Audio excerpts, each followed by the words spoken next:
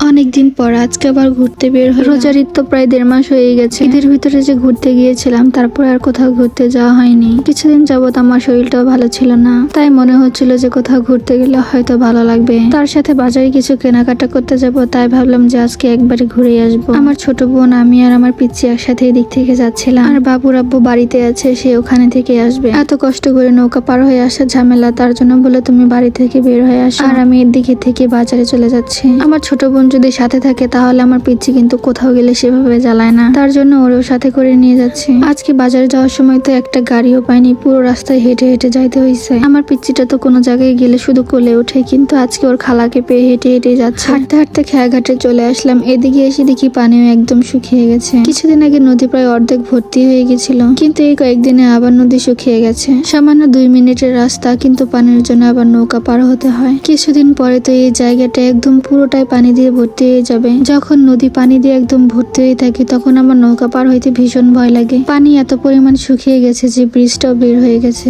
আর একটু যদি শুকানো থাকতো তাহলে আর এই নৌকাটা লাগতো না, সবাই আগের মতো আবার ব্রিজ দিয়ে পার হইতে পারতাম। আমরা এপারে থেকে ওপারে যাবো, আর ওপারে থেকে লোক আবার পার হয়ে আসবে। কত মানুষ দাঁড়িয়ে আছে নৌকা পার হওয়ার জন্য। এই তো আমরা নৌকা থেকে নামলাম। এই যে জায়গাটা দেখতেছেন, যে দিক দিয়ে আমরা হেঁটে যাচ্ছি, এই রাস্তাগুলো আর কিছুদিন পরে পানি দিয়ে একদম ডুবে থাকবে। আমরা যে সড়ক দিয়ে হেঁটে হেঁটে আসি, ওই সড়ক দিয়েও কিন্তু মাঝে মাঝে পানি উঠে যায়। এই ক্ষেতগুলোতে ধান লাগানো হয়েছিল, কিন্তু পানি আসতেছিল, তার জন্য ধান সব কেটে ফেলছে। এই তো বাজারে আসার পরেই দেখি আপনাদের ভাইয়াও চলে আসছে। যদিও আমরা মোটর সাইকেলে করে যাইতে চাইছিলাম, কিন্তু আমার বোন যেহেতু আসছে তার জন্য তার মোটর সাইকেলে আটবে না, তার জন্য আজকে অটোই নিয়ে নিলাম, আর এই অটো দিয়ে চলে যাচ্ছি। আজকে দিনটি একটু ঠান্ডা ঠান্ডাই ছিল, তার জন্যই বের হয়ে আসা। গরমের দিনে তো কোথাও যাওয়া যায় না। এই যে আমার পিচ্চিকে দেখতেছেন, কোথাও গেলে ও যে এত পরিমাণ খুশি হয়। আমরা মোটামুটি চলে আসছি। এই যে দেখছেন পিগনা জামে মসজিদ। আমরা যে আধানগর যাচ্ছি তার থেকে এটা মাত্র 5 মিনিটের দূরত্বে। এখানে থেকে কিছুক্ষণ পরে আধানগর। এই তো দেখতে দেখতে আমরা চলেও আসলাম। এই জায়গাটা কিন্তু অনেক বেশি সুন্দর। প্রত্যেক দিনে অনেক দূরে থেকে কিন্তু অনেক মানুষ আসে এখানে। এখানে রেস্টুরেন্টের ব্যবস্থা করা হয়েছে, আর জায়গাটা দেখতেও অনেক বেশি সুন্দর। মানে এক কথা এটা হচ্ছে কক্সবাজারের কিছুটা অংশ। এখানে কিন্তু কিছুদিন আগে পানি আরো কম ছিল।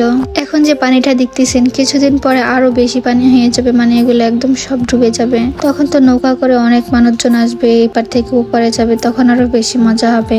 এই নদীগুলাতে কিন্তু মানুষ প্রত্যেক দিনই গোসল করে, মাছ মারে, অনেক কিছু করে। এই যে এখান থেকে দেখা যাচ্ছে, দেখেন উপরের এগুলাই হচ্ছে রেস্টুরেন্ট। এই রেস্টুরেন্ট করার জন্য এই জায়গাটা একদম বিখ্যাত হয়ে গেছে। এটা দেখা দেখি তো পাশে মনে হয় আরো অনেকগুলা রেস্টুরেন্ট হবে। এরপর আমরা সবাই রেস্টুরেন্টে যে বসে পড়লাম। এরপর আমরা মেনু দেখতেছিলাম যে আমরা সবাই কি খাবো আজকে। যদিও আমরা দই ফুচকা নিতে চেয়েছিলাম, কিন্তু আজকে দই ফুচকা হবে না, তার জন্য 3 প্লেট এমনি ফুচকা আর 2টা লাচ্ছি নিয়ে নিলাম। ওনাদের মোটামুটি অনেকগুলো অর্ডার ছিল, তার জন্য বললো যে 15 থেকে 20 মিনিট সময় লাগবে। পরে আর কি করার, আমরা 15 থেকে 20 মিনিট বসে থাকলাম।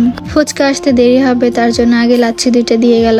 এদিকে আমার ছোট পিচ্চি গিয়ে এতক্ষণ বসিয়ে রাখা সম্ভব না, ও অনেক বেশি জ্বালাইতেছিল। পরে হাতে ফোন দিয়ে রাখলাম, আর আপনাদের ভাই ওকে বাজার থেকে চিপস কিনে এনে দিল। এই চিপস খেয়ে কিছুক্ষণ সময় বসেছিল। দেখেন এই জায়গাটা কত বেশি সুন্দর। এখানে থেকে বসে কিন্তু অনেক সুন্দর লাগতেছে দেখতে। আবহাওয়াটা যেদিন ভালো থাকবে সেদিন যদি এখানে কেউ আসে, অবশ্যই মন কিন্তু তার ভালো হয়ে যাবে। অনেকেই হয়তো জায়গাটা চিনবেন না, জানতে চাইবেন এই জায়গাটা কোথায়। এটা হচ্ছে আধানগর, মানে এটা হচ্ছে পিগনার পরে আর নলিনের সামনে। জায়গাটা কিন্তু সত্যি অনেক সুন্দর। যারা এখন পর্যন্ত এখানে আসেননি অবশ্যই এসে ঘুরে যাবেন। এই তো আমাদের ফুচকাও নিয়ে চলে আসছে।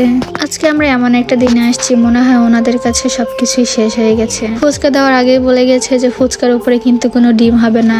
তো ওই ফুচকা খাইতে চাইলাম, কিন্তু আজকে সেটাও নেই। কি আর করার, যা ছিল তাই খাইলাম, কিন্তু অনেক মজার ছিল। খাওয়া দাওয়া শেষ করে এখন আমরা সবাই বেরিয়ে পড়লাম। এই তো আপনাদের ভাই এদিকে বিল দিয়ে দিচ্ছে। এই জায়গাটা এত সুন্দর করে সাজাইছে, মানে দেখতে কিন্তু ভীষণ ভালো লাগে। কিছুদিন পরে কিন্তু এই রেস্টুরেন্টের নিচে শুধু পানি থাকবে। এই যে রাস্তাটা দেখতেছেন, এই রাস্তার নিচে পর্যন্তই পানি চলে আসে একদম। রাতের বেলা কিন্তু দেখতে আরো বেশি সুন্দর লাগে, একদম সবকিছু লাইটিং করা থাকে। এখানে বিভিন্ন ধরনের লাইট লাগানো থাকে, তো তার জন্য আরো বেশি সুন্দর লাগে দেখতে। এই তো এখন আমরা অটোর জন্য দাঁড়িয়ে আছি। পরে সবাই মিলে অটোতে উঠে চলে যাচ্ছি। আজকে দিনটা ঠান্ডা ছিল, তাই কিন্তু মনটা একদম ফ্রেশ লাগতেছিল। প্রথমে তো আমরা কিছু কেনাকাটা করার জন্য বাজারের উদ্দেশ্যে আসছিলাম। পরে এখানে থেকে ঘোরা শেষে বাজারে চলে গেলাম। বাসায় পরার জন্য কিছু কাপড় বানাইতে হবে, তার জন্য কাপড়ের দোকানে চলে আসলাম, আর 2টা কাপড় নিয়ে নিলাম। একটা লিলেন কাপড় নিয়েছি আর একটা 3 পিস নিয়েছি। আজকের ব্লগটি এই পর্যন্তই। ভালো থাকবেন সবাই, আমার পেজের সাথেই থাকবেন। আল্লাহ হাফেজ।